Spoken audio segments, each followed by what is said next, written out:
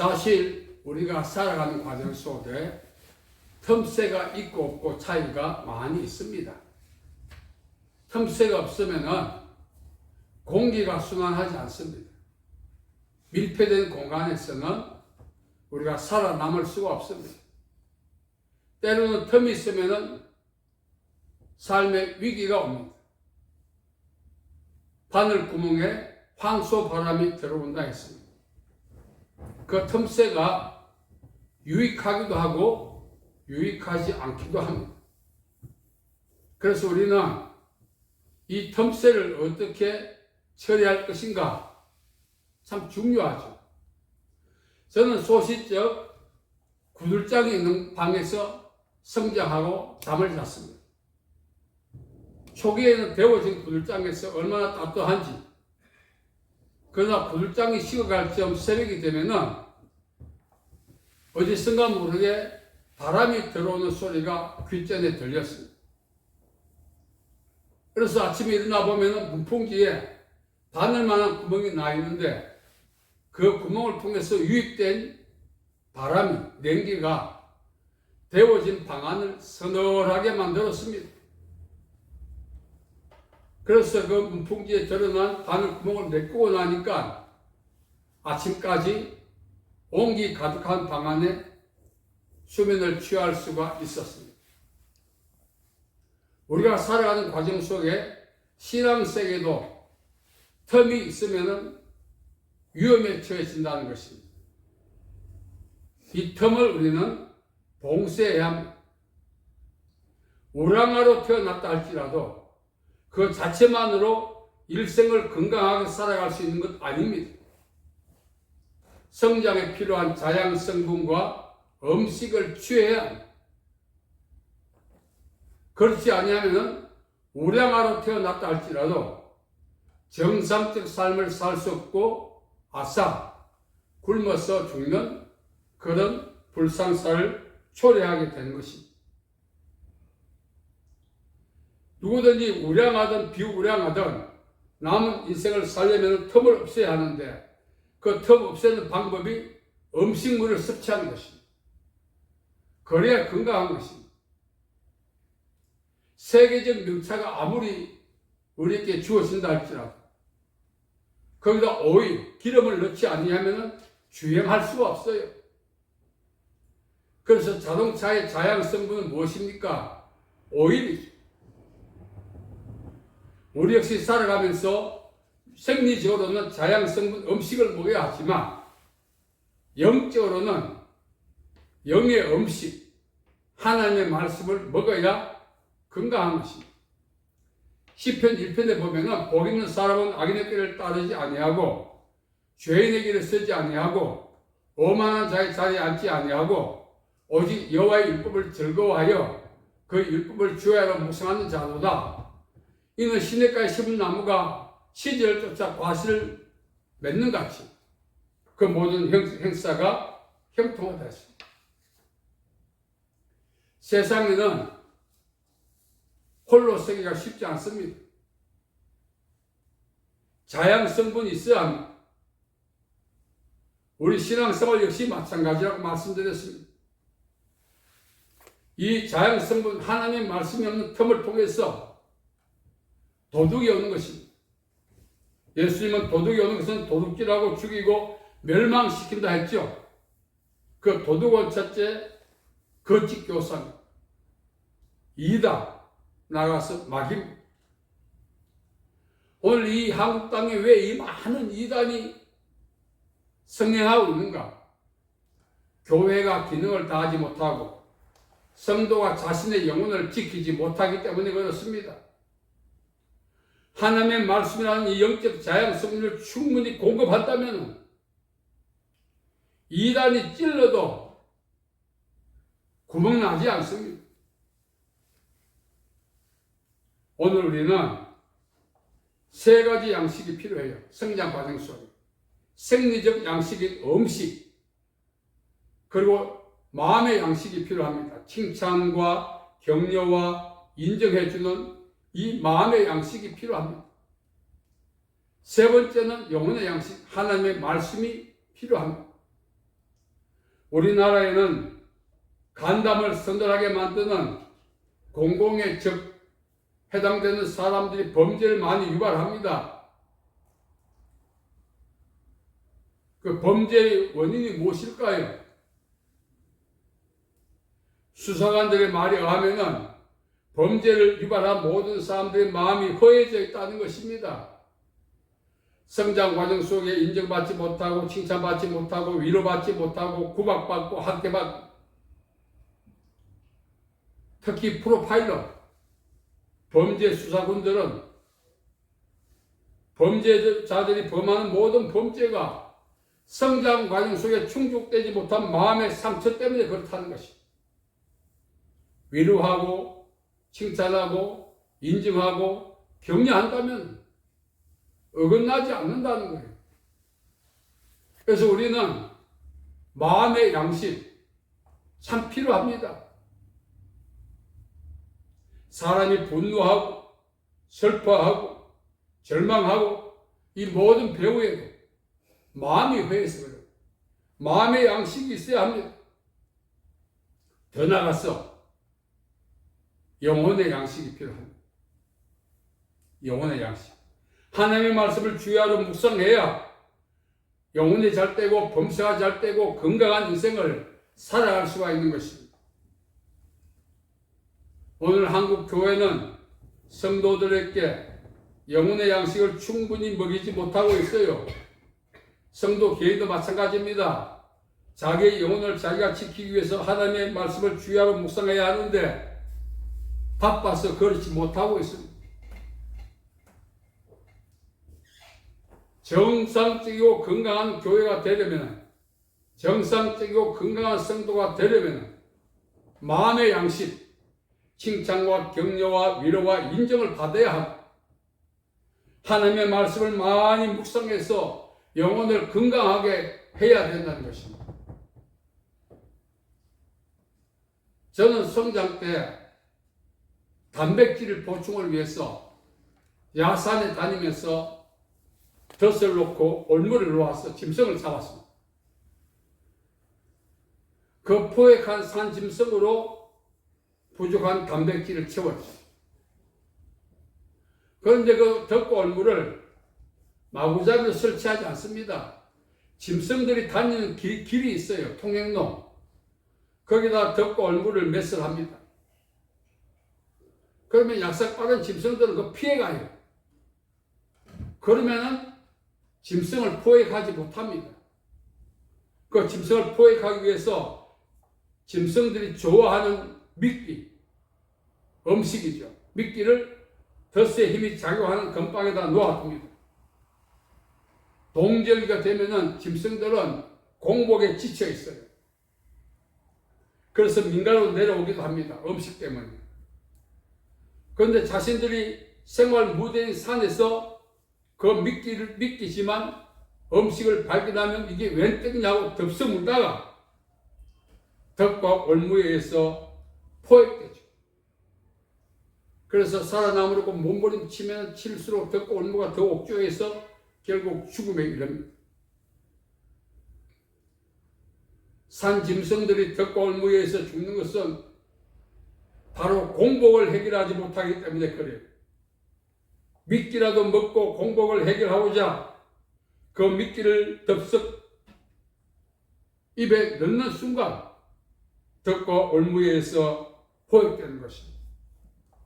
우리 역시 마찬가지예요. 위로받지 못하고 칭찬받지 못하고 격려받지 못하고 이렇게 살아오다가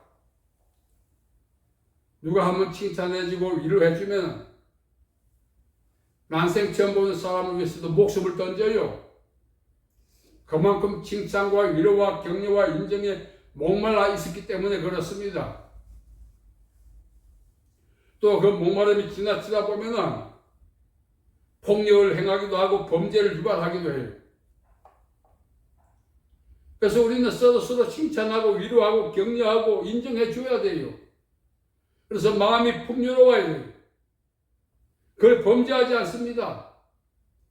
더 나아가서 영혼의 양식 하나님의 말씀을 읽고 묵상하고 잘 가르쳐야 건강한 인생을 살아갈 수 있는 그런 기회가 주어진다는 것입니다.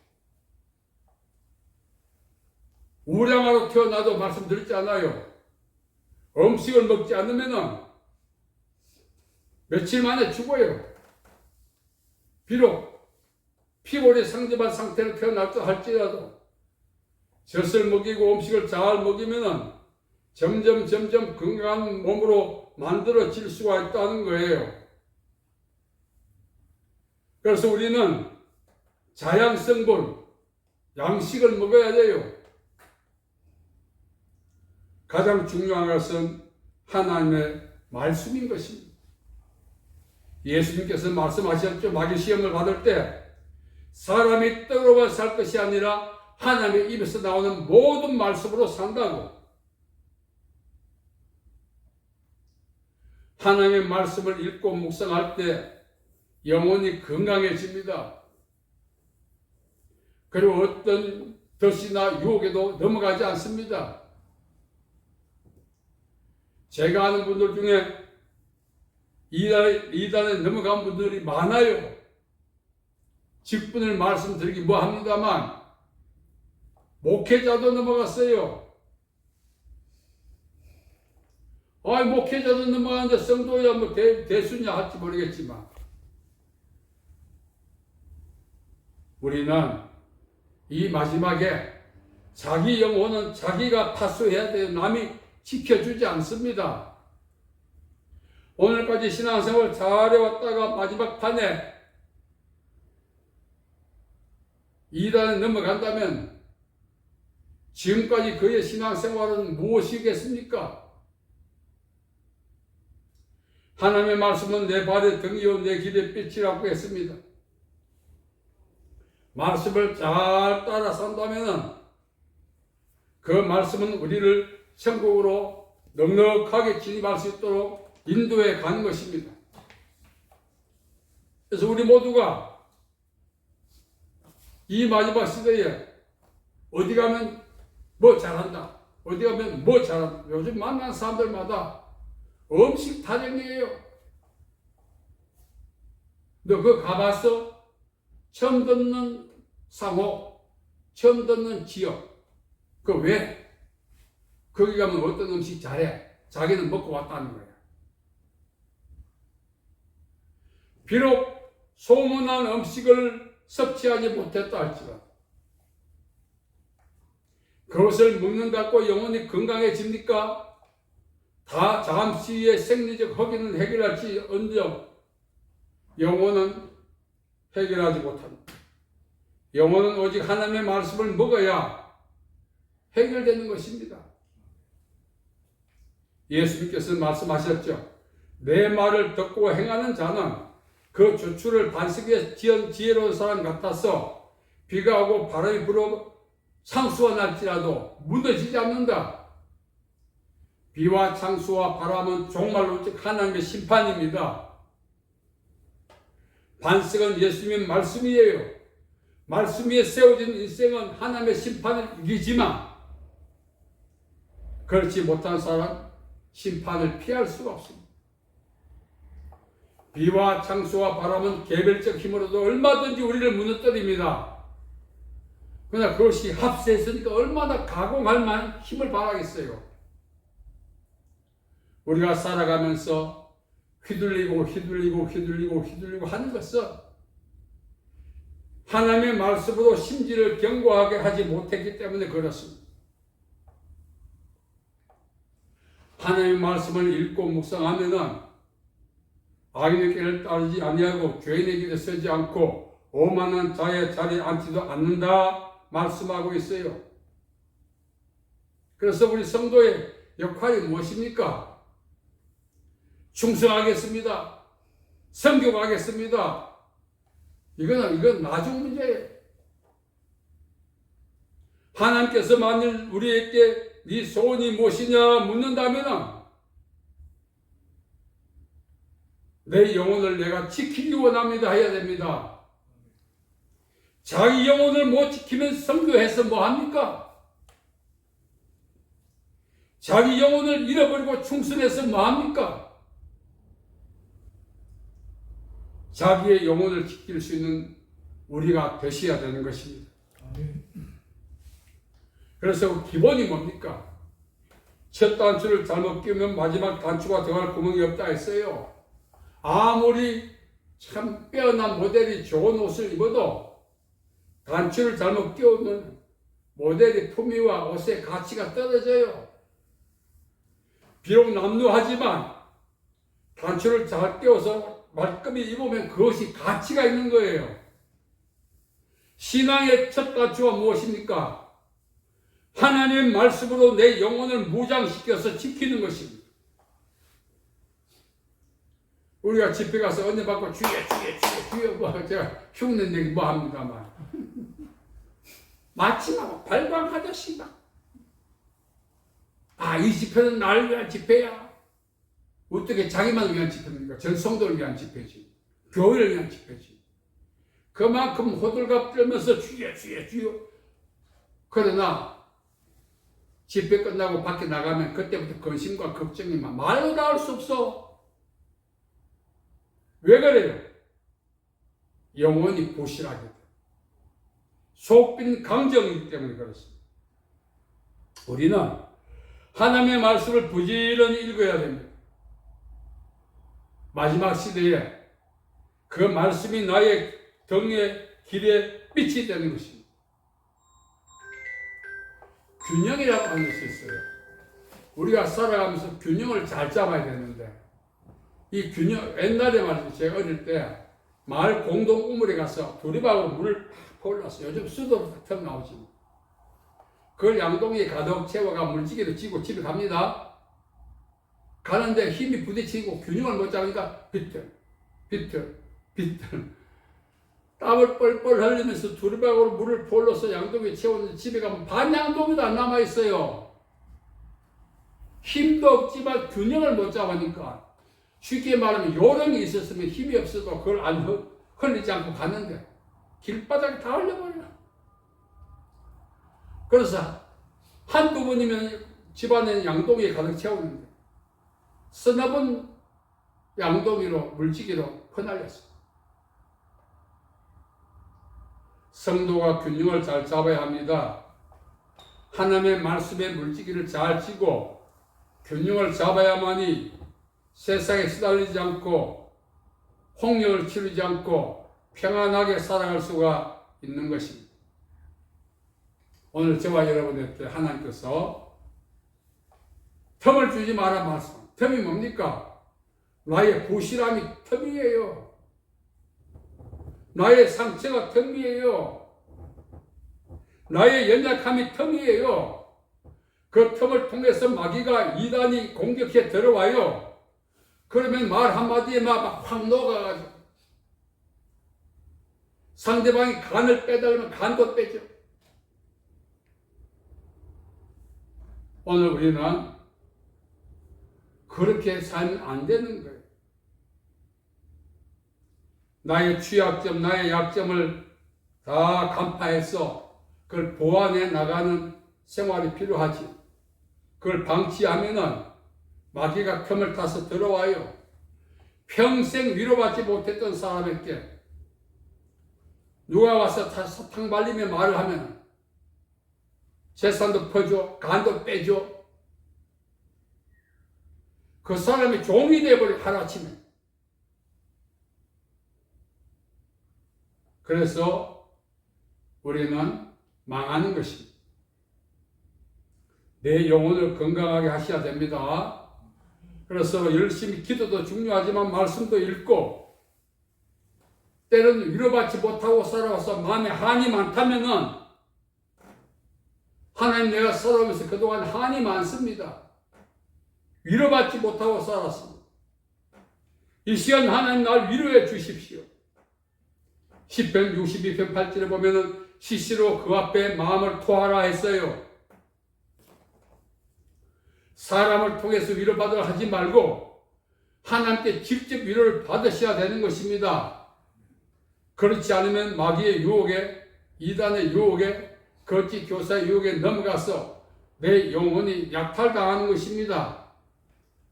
도둑이 오는 것은 도둑질하고 죽이고 멸망, 하나님의 심판을 피할 수 없는 상태로 만드는 것이 마귀의 목적이에요. 그래서 내 부실함을 마귀가 틈을 타서 들어와요. 이걸 거부해야 돼요. 대적하고 밀어내야 돼요. 어떻게? 말씀을 읽고 기도하고 하나님을 향하여 위로받고 그렇게 남은 인생을 살아가야 된다. 그런 말씀을 드리고 싶습니다.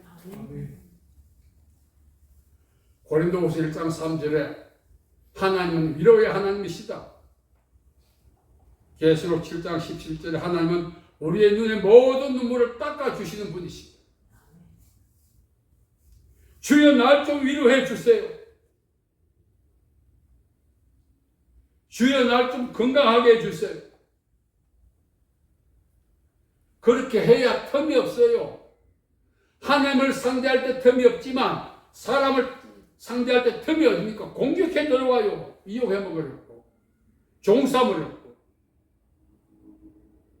그래서 말씀을 읽고 기도하면서 하나님의 위로를 많이 받으셔서 영혼이 잘 되고 범사가 잘 되고 건강한 인생을 사시기를 예수님의 이름으로 축복합니다. 아멘. 살아계신 아버지 하나님 은혜와 사랑을 감사합니다. 우리의 남은 인생을 복되게 해주시고 성령으로 충만케 해주시기 원합니다. 위로해 주시고 상처와 고통과 애환을 치유해 주시고 육신의 질병도 치유해 주시고 건강하게 해 주옵소서. 남은 생을 복되게 살 수 있도록 은혜를 주옵소서. 예수님의 이름으로 기도하옵나이다. 아멘.